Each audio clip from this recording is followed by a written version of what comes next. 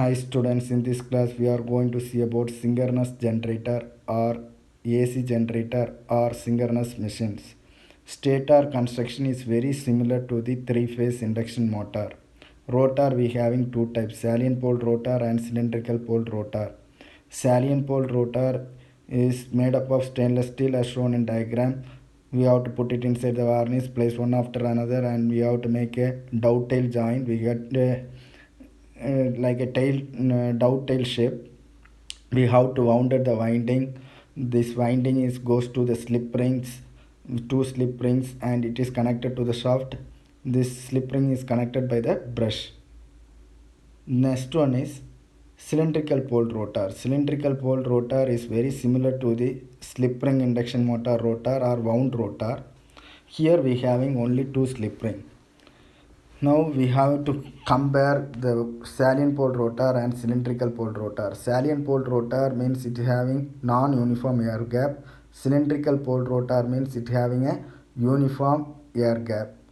Then salient pole rotor having low mechanical strength, but cylindrical pole rotor having a good mechanical strength. Structure: salient pole rotor diameter is high, length is less, but cylindrical pole rotor diameter is less, length of the rotor is more. Then salient pole rotor we have to use in the hydraulic power plants for low speed application up to 300 rpm. Above that we have to use a cylindrical pole rotor for thermal power plant and nuclear power plant, etc. Now we are going to see about the working, how it is working. Here we have to see a dynamically induced EMF. What is meant by dynamically induced EMF? Means whenever the magnet cuts the conductor, it induced EMF. Whenever the magnet cuts the conductor, it induced EMF. Stator we having a conductor in the placing of electrically placed 120 degree with the help of distributed winding. Let us see how it is working. The turbine is connected to the shaft. Then we have to give a excitation or DC supply to the rotor with the help of generator or battery or rectifier control circuit. Now the rotor is electromagnet. It is having north pole and south pole. Then the turbine is connected to the shaft. Whenever we are giving a mechanical input, rotor will be rotate.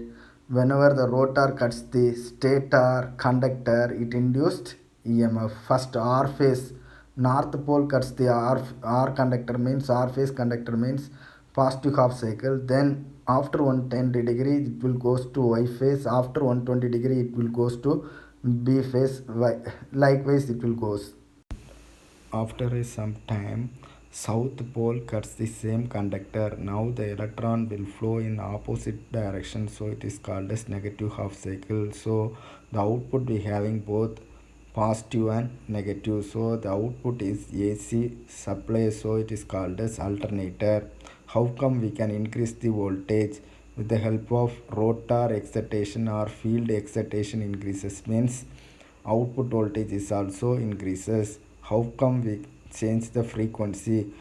By the turbine speed increases, means output frequency is also increases.